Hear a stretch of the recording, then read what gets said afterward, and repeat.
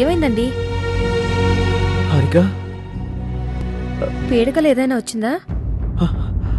అవును, పీడకల లాంటి నిజం, నిజం లాంటి పీడకల. కాస్త అర్థమయ్యేటట్టు చెప్తారా? కొన్ని అర్థం కాకుండా ఉంటేనే మంచిది హారిక. అదేంటి కొత్తగా? సరిగ్గా చెప్పలేకపోతే అర్థాల కన్నా అపార్థాలే ఎక్కువ వచ్చే ప్రమాదం ఉంది. మీరింకా డ్రీమ్లోనే ఉన్నట్టున్నారు. అందులోంచి బయటకు వచ్చేయండి.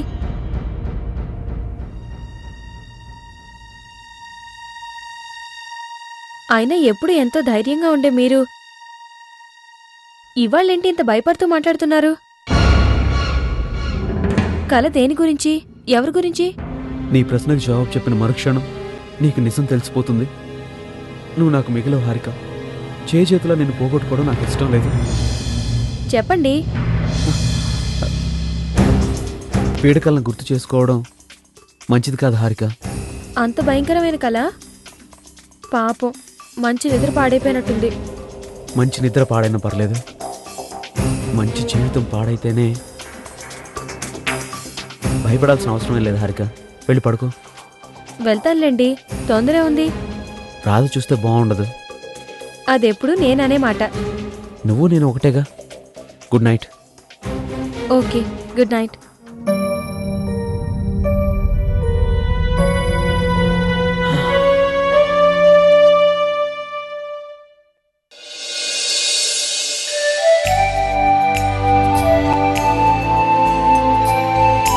మహాలక్ష్మి, మహాలక్ష్మి,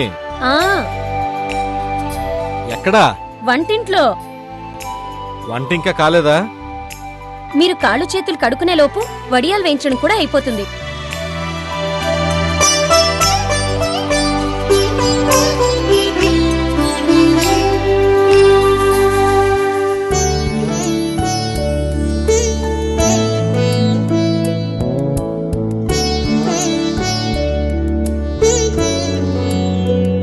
మహాలక్ష్మి, మీ నాన్న ఫోన్ చేశాడు. నీకు కూడా చేశాడా? చేశారండి. పొలాల్లో ఏదో లాభాలు వచ్చాయట. మీకు మోటార్ సైకిల్ కొందాం అనుకుంటున్నారు. ఓహో, అయితే ఇదంతా నీ డైరెక్షన్ అన్నమాట. నేనేం చెప్పలేదు బాబు. మామ అల్లుళ్ళ వ్యవహారం మీరు చూసుకోండి. మహాలక్ష్మి, మన రెక్కల కష్టం మనకుంది. భగవంతుడి దయ వల్ల ఒకళ్ళ దగ్గర దేహి అని చేయించాల్సే అవసరం రాకుండా వ్యాపారం బాగానే సాగుతోంది. మళ్ళీ వాళ్ల సొమ్ము మనకెందుకు? నేనేం చెప్పలేదండి. చెప్తే నాకు కొనాలని ఎందుకనుకుంటారు? అబ్బా, ప్రతిదానికి అనుమానం. నువ్వు ఎప్పుడూ పుట్టింటి నుంచి డబ్బులు లాగాలని చూస్తుంటావు. నువ్వేమో ఫోన్లో మీ అమ్మకి కీ ఇస్తావు, ఆమెమో మీ నాన్న సతాయిస్తుంటుంది, ఆయనేమో అల్లుడు గారు అంటూ నాకు ఫోను. ఆడపిల్లకి పుట్టింటి సొమ్ము మీద ఆశ ఉండదా ఏంటి? ఆశకు ఒక హద్దు ఉండాలి. మొన్ననే కదా 10 తులాలు బంగారం కొనిపించావు. మీతో చెప్పొద్దన్నానే. అమ్మ అప్పుడే మీతో చెప్పేసిందా? అత్తయ్య నాతో అంతా చెప్పిందిలే. లోపలేదో మాడిపోతున్నట్టున్నా, వెళ్ళి చూడు.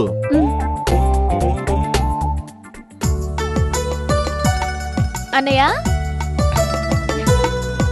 రామ్మా, మహాలక్ష్మి, మన రాధ వచ్చింది. తనతో నేను మాట్లాడినని చెప్పండి. దేనికో? నేను మా అన్నయ్యని పలకరించి వెళ్దామని వచ్చాను. ఇంకెవరితోనూ మాట్లాడదలుచుకోలేదు. చాలా సంతోషం. మాకు చాలా చాలా సంతోషం. ఏమైందమ్మా? మొన్నొకరోజు షాపింగ్కి వెళ్దాం రమ్మని పిలిచిందన్నయ్య. ఇంట్లో ఎవరూ లేరు, నేను రాలేను అని అన్నాను. అందుకు ఆవిడ గారి కోపం వచ్చింది. నీతో మాట్లాడను పో అంది. మనకేనా పౌరుషం లేంది? నేను మాట్లాడను పో అన్నాను. ఆ రోజున నీ కోసం మీ వదిన ఏం కొన్నదో తెలుసా? ఏం కొంది? వెళ్ళి మీ వదిన్నే అడుగు. వదినా, నా కోసం ఏం కొన్నా? నేను చెప్పనంటే చెప్పను. నా కోసం కొని ఇప్పుడు దాకా నాతో ఎందుకు చెప్పలేదు? ముందు నువ్వు నాకు సారీ చెప్తే అప్పుడే చెప్తాను. సారీ. వినపడ్లా? సారీ. అబ్బా, కూర కలుపుతూ ఉండు, ఇప్పుడే వస్తాను.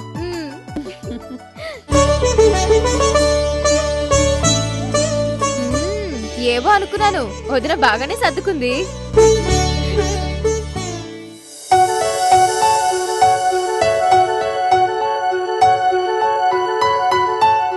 చెప్పు, నా కోసం ఏం కొన్నా? కనుక్కో. కట్టుకునేవా పెట్టుకునేవా? పెట్టుకునేవి. ముక్కు పుడక కాదు.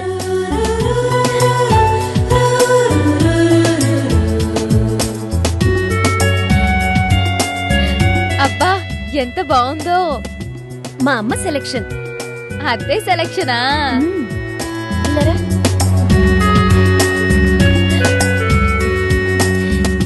చాలా బాగుంది రాధా. ఇది అచ్చంగా నాకేనా? నీకే. మొన్న అమ్మ వాళ్ళు వచ్చినప్పుడు నా గాజులు కొన్నారు. అమ్మ ఈ గొలుసు చూసింది. ఈ గొలుసు రాధకైతే చాలా బాగుంటుంది అని నీకోసం తీసుకుంది. నిన్ను రమ్మన్నది ఎప్పుడు, నువ్వు వచ్చింది ఎప్పుడు? దారిలో ట్రాఫిక్ ఎక్కువగా ఉంది సార్. మాట్లాడితే ఇదొక సాకు. కార్పొరేషన్ ఆఫీస్కి వెళ్ళి చలాన్ కట్టావా? కట్టాను సార్. అది తీసుకెళ్లి అకౌంటెంట్ గారికి ఇవ్వు. అలాగే సార్. లేబర్ ఆఫీసర్ గారితో మాట్లాడరమ్మన్నాను. ఎవరైనా వెళ్ళారా? అంకబాబు ఆ పని మీద వెళ్ళాడు సార్. ట్రాన్స్పోర్ట్ ఆఫీస్కి ఫోన్ చేసి అక్కడ రాజారావు అని ఉంటాడు. పండగ సీజన్ కదా, ఇంకో 2 లోడ్లు ఎక్స్ట్రా కావాలి, బళ్ళు అరేంజ్ చేయమని చెప్పు. అలాగే సార్. అవునరా, పోయిన నెల మొత్తం ఎన్ని లోడ్లు వచ్చాయి? 2 బళ్ళు కలిపా సార్. కలిపే మొత్తం 34 సార్.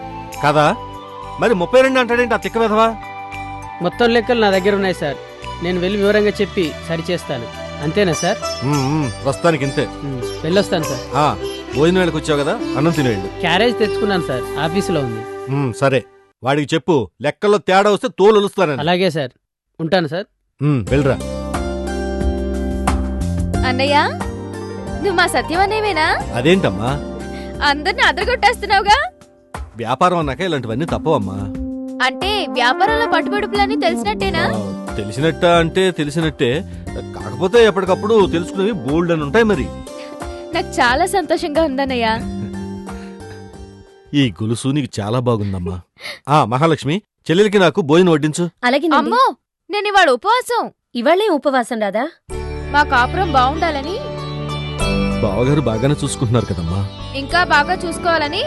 అన్నట్టు మా ఊళ్ళో అమ్మవారికి చీర పెట్టాలన్నయ్య. ఈసారి నువ్వు ఊరు వెళ్ళినప్పుడు నాతో చెప్పు. అలాగేనమ్మా. అర్జెంటుగా వెళ్ళి ఈ గొలుసు మా వీధిలో వాళ్ళందరికీ చూపించాలి. వెళ్ళొస్తానే. జాగ్రత్త అమ్మా. అలాగలాగే.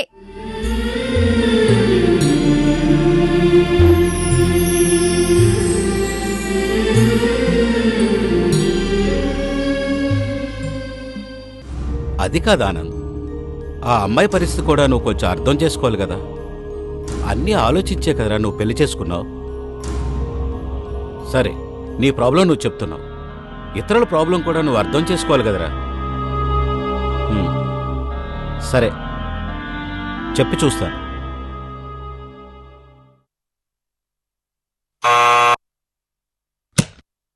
సార్, సంధ్య గారిని ఒకసారి పిలువు. అలాగే సార్.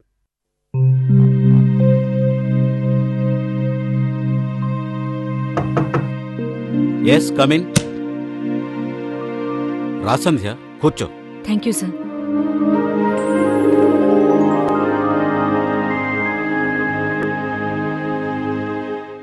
నీ హెల్ప్ కావాలి సంధ్య. ఏ విషయంలో సార్? ఒకరిని ఉద్యోగం నుంచి తీసేసే విషయంలో. సార్? ఎస్. ఎవరిని తీసేస్తున్నారు సార్?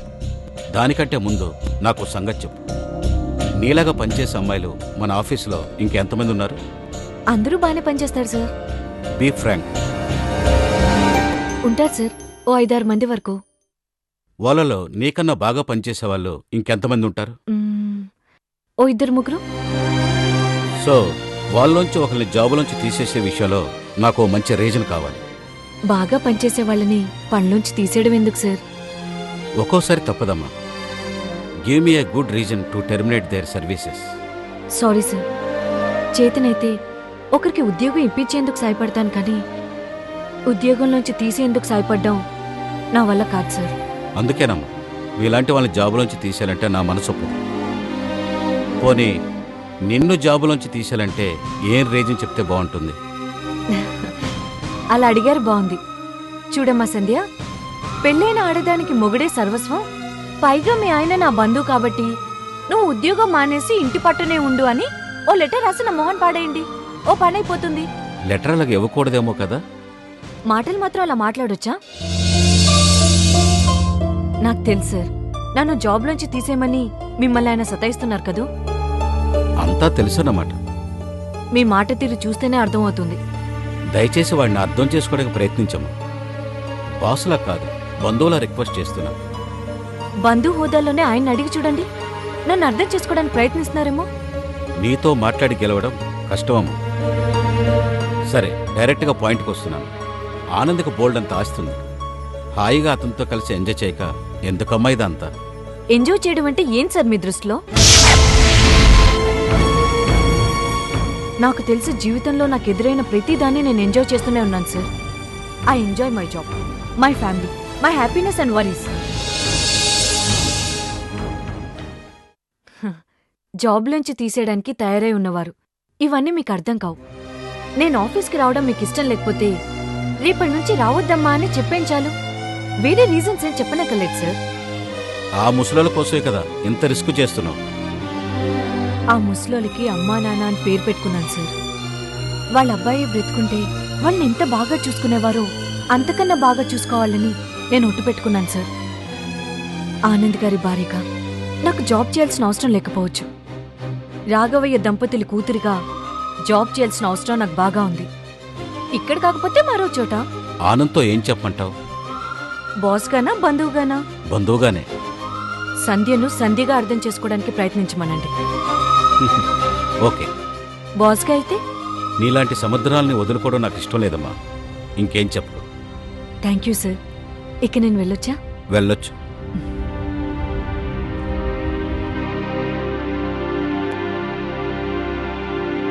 ఇంత మంచి అమ్మాయిని భారీగా పొందిన ఆనంద్ నిజంగా అదృష్టవంతుడు. ఈ సంగతి వాడికి ఎలాగైనా అర్థమయ్యేటట్టు చెప్పాలి.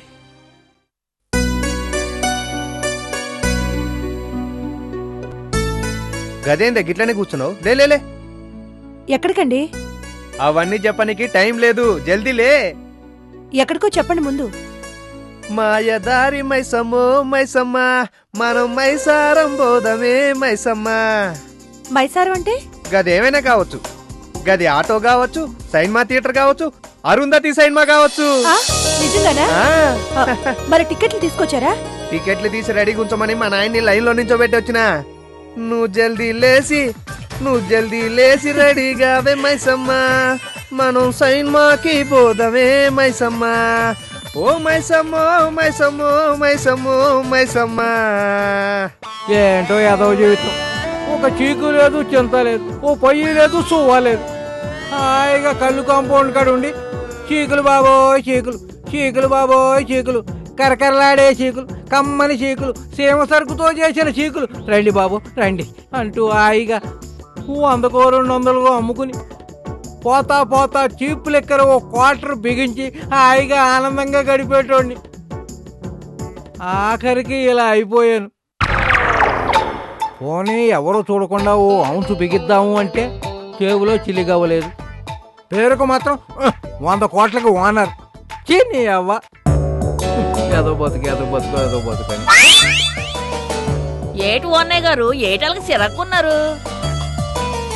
ఇదొక ఎర్రి బాగులది. నిజంగానే నా దగ్గర 100 కోట్లు ఉన్నాయనే భ్రమతో తెగ మర్యాదలు చేస్తుంది.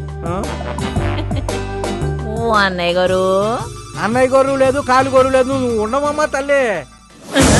ఓలము ఈ సిరాకు మీద కోత అరకోత తగ్గించేస్తానంతే నా గతేటు కాను. జల్దీరా అమ్మా. 200 మీ ఇద్దరం కలిసి బయట పోతున్నాం.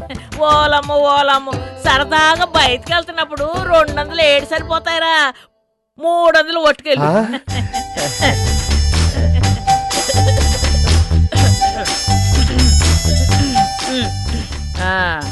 ఒట్టుకెళ్ళి సరదాలు చేసేసుకోండి. ఎక్కడికి వెళ్తున్నారా అమ్మా? ఏడికంటే ఏం చెప్పాలి మళ్ళా? వరానికి ఎటువంటి కష్టం రాకుండా చూసుకోమని మా అమ్మ చెప్పింది. అందుకోసానికి వరాన్ని తీసుకొని సైన్మాకి పోతున్నా మళ్ళా. ఓలమ్మో నా బంగారమే, నా సిట్టి బంగారమే. బెల్లమంతా ఎంత ప్రేమ, అమ్మంతా ఎంత గౌరవము చూసినారా ఓ అన్నయ్య గారు? చూస్తున్నా, ఇప్పుడే చూస్తున్నా. వెళ్ళండి, జల్దీ బాగా టైం అయిపోతుంది. సీకు సువ్వలాగా ఎంత చూడముచ్చటగా ఉన్నారో. మా వరాన్ని బాగా చూసుకుంటున్నావమ్మా. కనిపెట్టేశారన్నమాట. కనిపెట్టేసా. అన్నయ్య గారు, కాఫీ గాని ఓర్లిక్స్ గాని బోర్ల మీద గాని తాగుతారేటి? వద్దమ్మా, ఓ 1,00,000 రూపాయల నోటుకి చిల్లర ఉంటే. 1,00,000 రూపాయల నోటా? అవునమ్మా, ఈ 100 నోట్లు 500 నోట్లు 1000 నోట్లతో పెద్ద తలకాయ నొప్పి అయిపోయింది. ఇల్లంతా డబ్బు మూటలతో ఉండేసరికి ఇంట్లో మంచం వేసుకోవటానికి స్థలం లేకుండా పోయింది. అందుకే నా ఆస్తి మొత్తం 1,00,000 రూపాయల నోట్లోకి మార్చేసా.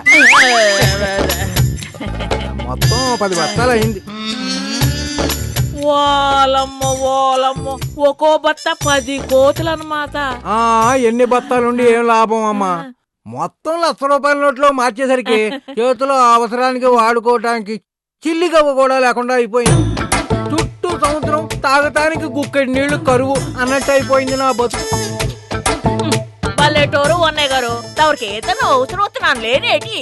నిజమే, కానీ 100 కోట్లకు వానని 50కి 100కి మీ దగ్గర చేయి దాపడం బాగుండదని.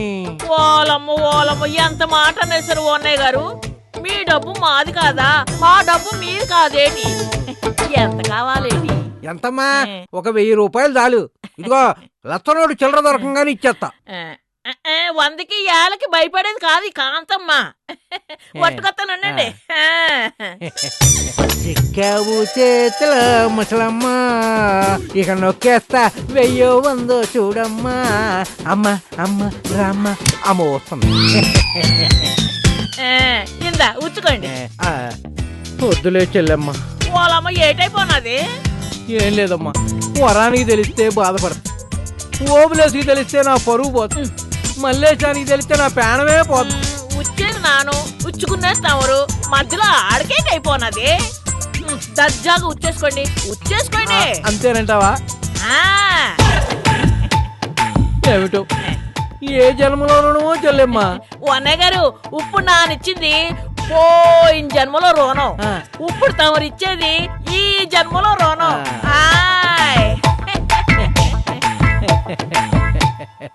ఇచ్చినప్పుడు చూద్దాంలే.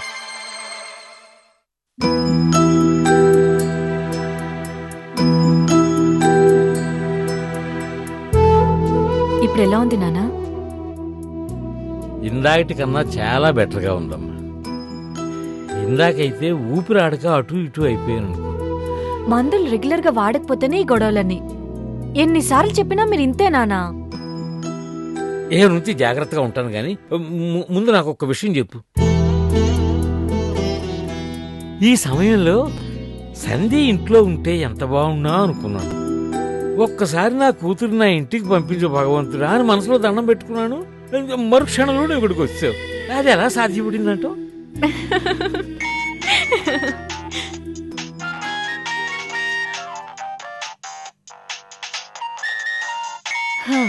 అనుకున్నాను. హలో, గుడ్ ఈవినింగ్ శ్రీవారు. ఏంటి అప్పుడే వచ్చేసారా? నేనా? నాన్నగారికి కొంచెం ఆయాసం ఎక్కువగా ఉందని అమ్మ ఫోన్ చేసింది. కాసేపు ఉండి వచ్చేయచ్చని బయలుదేరాను. మీరు ఇంతలో వచ్చేస్తారని అనుకోలేదండి. వచ్చేస్తాను. అరే, బాయ్ చెప్పకుండానే పెట్టేశారే. బహుశా అబ్బాయి కోపం వచ్చిందేమోనమ్మా. కోపం దేనికి నానా? నువ్వు వచ్చేప్పుడు అబ్బాయికి చెప్పొచ్చావా? లేదు నానా, అమ్మ ఫోన్ రాగానే వెంటనే వచ్చేసాను. అదే మరి. ఇది షుగర్లెస్, ఇది షుగర్లెస్, నువ్వు సెన్స్లెస్. అమ్మనంటారు దేనికి నానా? దేనికే? చీటికి మాటికి అమ్మాయికి ఫోన్ చేసి కంగారు పెట్టొద్దని చెప్పానా లేదా? చెప్పారు, కానీ మిమ్మల్ని అలా చూసిన కంగారులో ఫోన్ చేయాల్సింది డాక్టర్ గారికి, అమ్మాయికి కాదు. కంగారేస్తే నా అక్కకి ఇంకెవరికి ఫోన్ చేస్తున్నా? చూడమ్మా, నువ్వు మునుపుట్లా కాదు. ఇప్పుడు ఒక ఇంటి ఇల్లాలివి. నీకంటూ ఓ ఇల్లు, భర్త, బాధ్యతలు ఎన్నో ఉంటాయి. అంతేనా? మిమ్మల్ని చూడాల్సిన బాధ్యత నాకు లేదా? ఉంది తల్లి, కానీ ముందు నీ ఇంటి బాధ్యత, తర్వాతే మా బాధ్యత. చెప్పా పెట్టకుండా ఇలా వచ్చేసినందుకు అబ్బాయి ఏమనుకుంటున్నాడో ఏమో. బయలుదేరమ్మా, నువ్వు బయలుదేరు. వెళ్ళొస్తానన్నా. సరేనమ్మా, తొందరగా వెళ్ళు. ఇంకోసారి అబ్బాయికి చెప్పకుండా మాత్రం రాకు. అలాగే నాన్నా, వస్తానమ్మా. సరేమ్మా. అది కాదు జానకి, నీకెంత కంగారు అయితే మాత్రం చీటికి మాటికి అమ్మాయిని ఎందుకు కంగారు పెడతావు? అమ్మాయి రాబట్టి మీరు మాత్రమైనా మామూలు కాగలిగారు. అది నిజమే అనుకో, కానీ ఇప్పుడు చూడేమైందో. ఏమైందండి? ఏమైందా? అబ్బాయి వచ్చేసరికి అమ్మాయి ఇంట్లో లేదు. ఫోన్ చేశాడు. అమ్మాయి సమాధానం చెప్పేలోగానే ఫోన్ కట్ చేశాడు. అంటే కోపం ఉన్నట్టే కదా లెక్క. అది కూడా ఒక కోపమేనా చెప్పండి? భార్యాభర్తల మధ్య మనస్పర్ధలు రావటానికి ఆ మాత్రం కోపం చాలదంటావేమిటి? అబ్బాయి అలాంటి వాడు కాదులేండి. ఎలా అంటాడో తెలియదు గాని పెళ్ళయిన తర్వాత అతను ఏదో మార్పు కనిపిస్తోంది. మన పట్ల ముందున్న అభిమానం, ఆసక్తి ఇప్పుడు అంతగా కనపట్టలేదు. లేని వాటి కోసం ఆశపడ్డం కన్నా మన హద్దుల్లో మనం ఉండటం మంచిది కదా.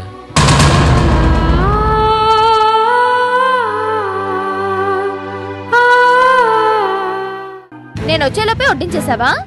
ఏం చేయను, ఆకలి గోల చేస్తుంటే పోన్లే పాప అని వడ్డించేశాను.